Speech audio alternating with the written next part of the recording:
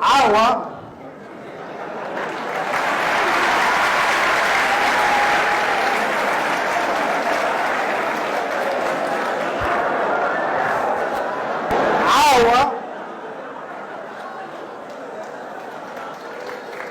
وأوحي إسلام عد كيغي صوبها عاوة وحان السنة ميت وقت أي حالة وهذاك تعال لقنا والولسية هاي مستقبلك دلك يدلك صوماليات أنا سدقيسنو وما تنتين تاغيرا أنا سدقيسنو لكن marka aan ka hadlayno muhiimadda qabashada doorasho ku dhacda si la wada ogol yahay ma ahan ama kama dhigna inaan ka fikirno 40 maalmood ee soo socota waa inaan ka fikirnaa 4 sano iyo 40 sano ee soo socda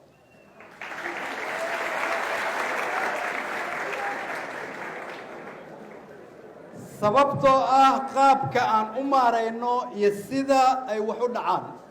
40 maalmood oo soo socda ayaa saameyn weyn ku yeelan doonta mustaqbalka 40 sano oo ummadda Soomaaliyeed ku soo foolay sida ay taariikhdu nabarayso marka aad aragto dal walba oo soo kabanaya sidii dalkeena oo kale marka uu hor taagan yahay go'aan masiiri ah oo doorasho horumarkiisu waxa uu ka dhashaa sida doorashadaas loo maareeyo dib u dhaciisuna wuxuu ka dhashaa sida doorashadaas loo musuqmaasuqo mana aha fikir aniga iyo musharaxiinta kaligaan aan qabno laakiin waa cilmi ay nabarayso taariikhda iyo dalalka soo maray dhibaatooyinkaas sidii aan horay u sheegay markii aan xukunka joogay oo aan ra'iisul wasaaraha ahaa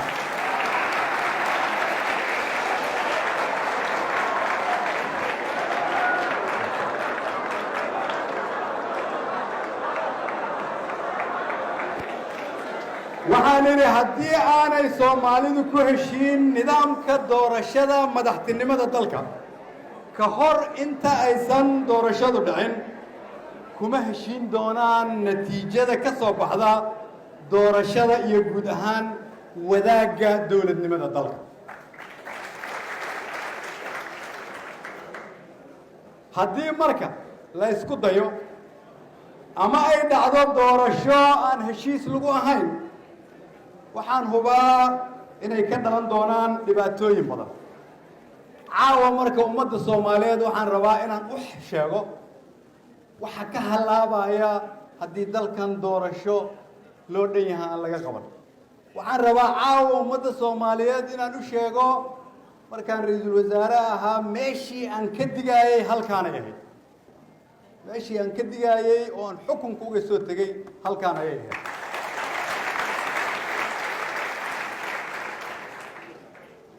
waxaan rabaa marka inaad si fiican u dhagaysataan waxaan qarka u saarannahay inay naga halaabaan kow haddii la qabto doorasho aan wadan ogol ku dhicin waxaa ka dhalan doonta dalka dawlad aan la isla ogolayn dawlad aan la isla ogolayna waxay dhalisaa siyaasad khalkhal dhalisa siyaasad khalkhal dhalisana waxay dumisaa dal ee dal ma dhisto labo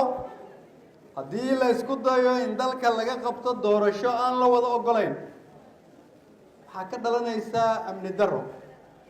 sida maanta aad u jeedaan waxa ka taagan gedo xaaladda ka taagan beledweyne iyo caawa wixii ka dhacay magaalada muqdisho degmadeeda kaaraan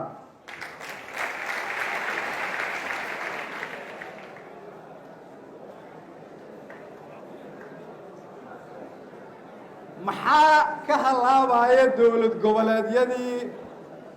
qodobka saddexaad maxaa ka halaabaya dawlad goboleedyadii walaalahay ka hadlaayeen iga horreeyey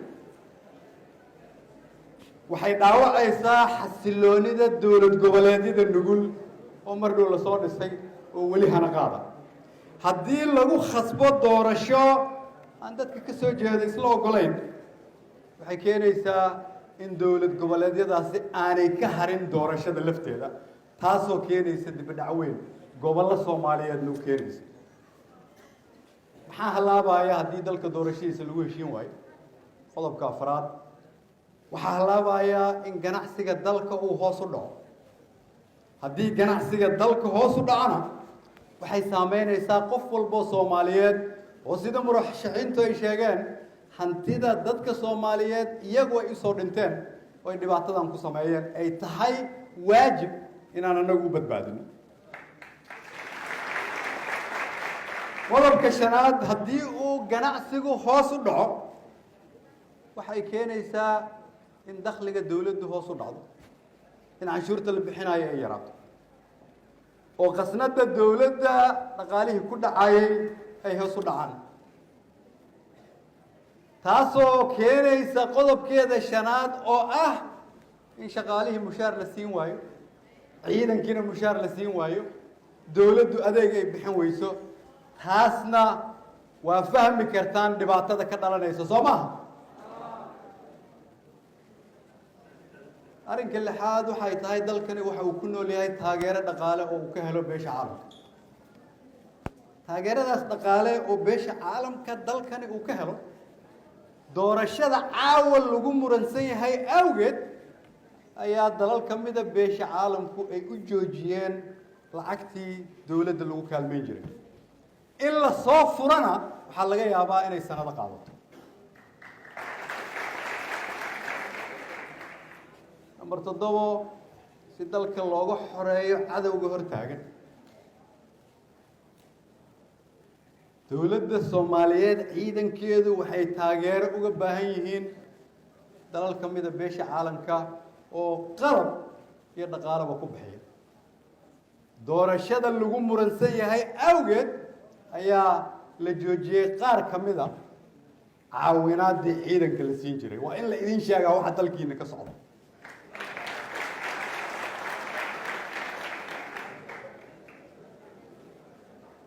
dalalka taageera Soomaaliya oo dhaqaalaha ku bixiya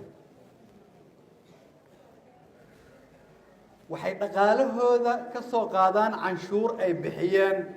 dad iyaga soo doortay oo ay matalaan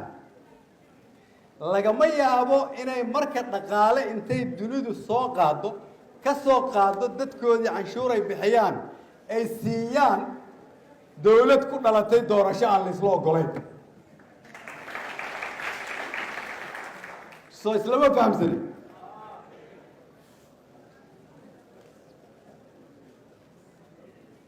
qodobka tobnaad maadaama dad badan oo Soomaaliyeed ay arkayeen hami iyo diino iyo kuwa ajnabiya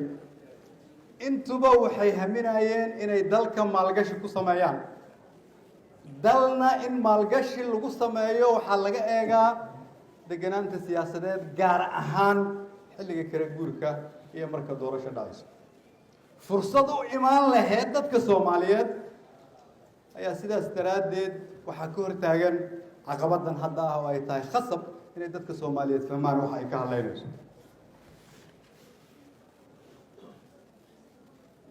koob iyo toban dunidu sidee u aragtaa Soomaaliya 30 sano dalkan wax badan baa ka soo halaabay waa la soo dadaalay wax badan baa la soo qabtay cid soo qabatayba waxyaabaha ugu waaweyn oo taariikhdeena ku jira waxay tahay si kasta oo Soomaaliya dhibaato uga jirto afartii sanaba waxaa ka dhacda doorasho qori isu dhiib ah xukunka la isku wareejiyo taasoo naga hormarisay dalal badan oo Afrikaan ah tiina xal ay u muuqataa haddii aan wax laga qaban inay taariikhdeena dhibaato u keenayso 12 dawladnimada waxay ku tiirsan tahay tiir la yiraahdo rajada shacabka Soomaaliyeed tiirkaas la yiraahdo rajada shacabka waxa laga yaabaa in dhibaato la soo maro oo la dul qaato laakiin hal meel ayaan la isugu dul qaadan وملك الدورشة اللي سوقها هدي مركا أرنكاس السجأة aan laga fiirsan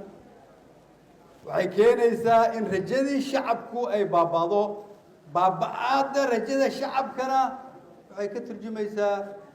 dawlad naga halowda oo dhalisa qaranjab iyo qabjab si marka aan u xaqiijino mustaqbalka iyo diilada shacabka Soomaaliyeed fursad aan u siino dhalinyarada Soomaaliyeed uga faa'iideysano kartidooda iyo dadaalkooda dalkan iyagu ay leeyihiin ay ugu adeegaan mustaqbalkoodu waxa uu ku xiran yahay inay fahmi karaan inay iyaga laftoodu rajo leeyihiin la dooran karo waxna ay dooran karaan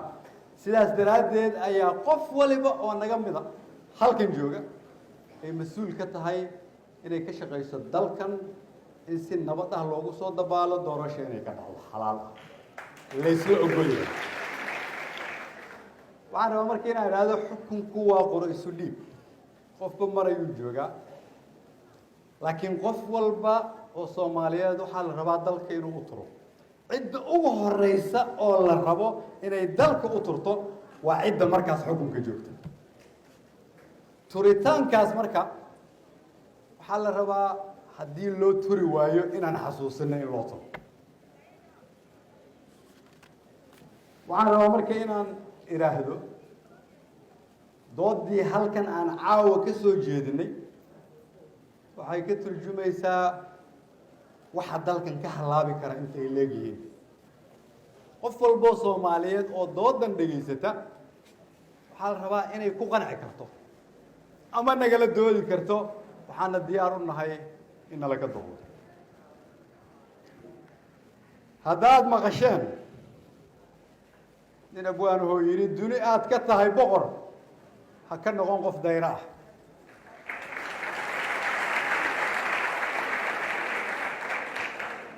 dahabaad ku dhalatay sidii maar ha doorsoomin karaamaad ku dadantay sidii dunyo howlumin dhegtu waa daaweyntee magacaada diib maray